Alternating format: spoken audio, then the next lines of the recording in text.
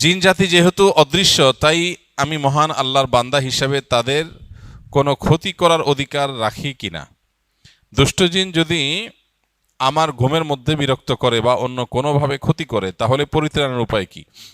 আমি যতটা জানি, বান্দার পায়ে কাটা ফুটলেও মহান আল্লাহ তাকে সওয়াব দিবেন। দুষ্ট জিন যদি আমার ঘুমের মধ্যে বিরক্ত করে, এর জন্য পরকালে মহান আল্লাহ আমার সওয়াব দিবেন কিনা। অনেকগুলো প্রশ্ন একসাথে করেছেন। প্রথম প্রশ্ন উত্তর হলো যে আল্লাহর সৃষ্টি হলেই তাকে কষ্ট দেয়া যাবে না এমন কথা নাই।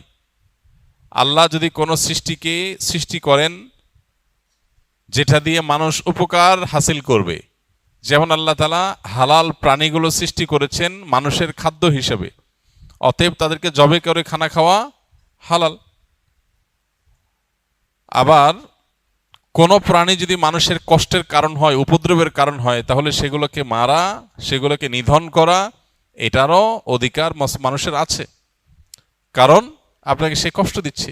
আর যদি কোনো প্রাণী আপনার কোনো কষ্ট না দেয়, কোনো ক্ষতি না করে, অহেতুক আপনি তাকে মারলেন, ক্ষতি করলেন, কষ্ট দিলেন, তাহলে সেটা অবশ্যই আপনার জন্য মাজমুম বা নিন্দনীয়, নিষিদ্ধ কাজ। অতএব কোনো জিন যদি আপনার ক্ষতি করে, তাহলে সেই ক্ষতি থেকে বাঁচার জন্য আপনি আত্মরক্ষামূলক কাজ করবেন, সেটাই স্বাভাবিক। আর মানুষের ঘুমের মধ্যে, ঘুমের বাইরে যে কোনো মুহূর্তে দুষ্ট জিনের উপদ্রব যদি হয়, তাহলে তার আত্মরক্ষার জন্য নবী করিম সাল্লাল্লাহু আলাইহি সাল্লামের শেখানো আমল আছে, 3 কুলের আমল আছে, অন্যান্য যে সমস্ত রক্ষা কবচ আমল আছে, সে আমলগুলো আমরা বেশি বেশি করবো ইনশাআল্লাহ।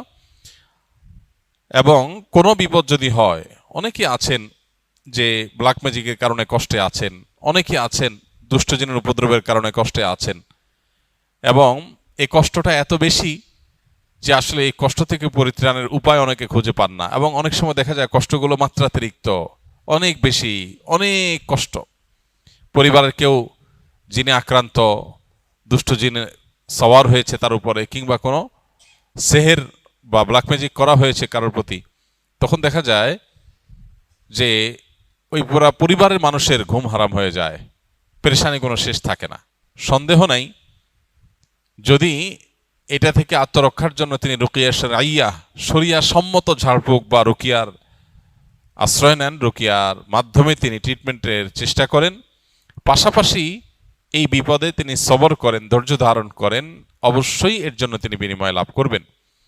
কারণ এটা তো সঠিক যে নবী করিম সাল্লাল্লাহু আলাইহি সাল্লাম বলেছেন, ঈমানদার তার যদি পায়ে কাঁটাও ফুটে এবং সে যদি সবর করে, ধৈর্য ধারণ করে, আল্লাহর ফয়সালাকে মেনে নেয়, এর বিনিময়ে সে আল্লাহর কাছ থেকে আজর এবং বিনিময় পাবে। এজন্য যদি কেউ এরকম দুষ্টজনের উপদ্রব কিংবা সেহেরের শিকার হয়ে কষ্ট পায় এবং সে সবর করে, ইনশাআল্লাহ সে আল্লাহর কাছ থেকে আজর লাভ করবে।